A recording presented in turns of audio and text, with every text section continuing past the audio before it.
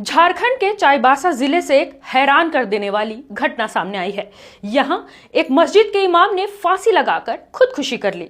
इस्लाम में खुदकुशी हराम है। इसके बावजूद एक मस्जिद के इमाम ने अपनी जिंदगी को खत्म करने का रास्ता क्यों चुना, ये एक बड़ा सवाल है। पश्चिमी सिंहभूम जिले के चाईबासा बड़ी बाजार की रजाए मदीना मस्जिद के इमाम मौलाना शहबाज अंसारी, जिनकी उम्र सिर्फ 31 साल थी, उन्होंने बुध की सुबह मस्जिद की ही तीसरी मंजिल पर फांसी लगाकर सुसाइड कर लिया।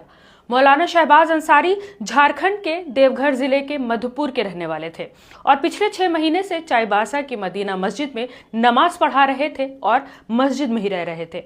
उनकी बीवी 2 बच्चों के साथ अपने मायके जमशेदपुर में रह रही थी। आसपास के लोगों के मुताबिक मौलाना शहबाज कुछ दिनों से बहुत ज्यादा गुमसुम और परेशान दिखाई दे रहे थे।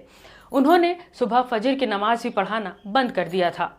बुध यानी 18 जून की सुबह 9 बजे मस्जिद के एक मुजीम जब तीसरी मंजिल पर मौलाना के कमरे में गए तो कमरे का नजारा देखकर उनके होश उड़ गए। उन्होंने देखा कि इमाम फांसी के फंदे से लटके हुए हैं। उन्होंने तुरंत मस्जिद के बानी मोहम्मद अख्तर और आसपास के लोगों को खबर दी। खबर मिलते ही सदर थाना पुलिस भी मौके पर पहुंची। छानबीन करने पर मौके से एक सुसाइड नोट बरामद हुआ, जिसमें लिखा था कि वो कर्ज से परेशान थे। बहुत ही सोच समझ कर ये कदम उठाया है। सुसाइड नोट में मौलाना ने यह भी लिखा कि उनके 2 छोटे बच्चे और मां के लिए भी दुआ की जाए। इमाम की डेड बॉडी को कब्जे में लेकर पोस्टमार्टम के लिए भेजा गया और पोस्टमार्टम के बाद लाश को घर वालों को सौंप दिया गया, जिसके बाद परिजन शव को लेकर उनके पैतृक गांव मधुपुर रवाना हो गए। इस घटना के बाद पूरे मोहल्ले में सन्नाटा पसरा है। इमाम हराम मौत मर के चले गए, लेकिन अपने पीछे ढेर सारे सवाल और फिक्र छोड़ गए। इमाम जो आपकी खुशियों, आपके गमों में शरीक होते हैं, बच्चों को कुरान और सुन्नत सिखाते हैं, आपकी नमाजें दुरुस्त कराते हैं और आखिरत की राह दिखाते हैं। सोच कर देखिए कि वो किस कदर परेशान थे। इमाम साहब की तनख्वाह इतनी कम थी कि महंगाई में घर चलाना नामुमकिन था, बच्चों को पालना मुश्किल था।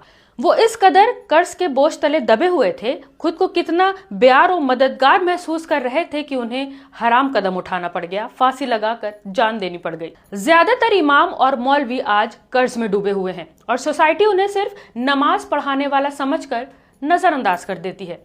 हमारे यहाँ मस्जिद के कामों पर लाखों खर्च कर दिए जाते हैं, मगर इमाम और उस्ताद की तनख्वाह बढ़ाने पर बहस होती है।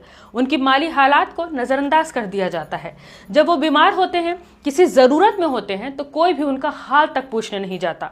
आपको बता दें कि वक्फ बोर्ड सब इमामों को तनख्वाह नहीं देती, मोहल्ले वालों की मदद से ही इमाम को तनख्वाह दी जाती है। इसलिए आप अपनी मस्जिद के इमामों का ख्याल ज़रूर रखें। ये खुददार लोग होते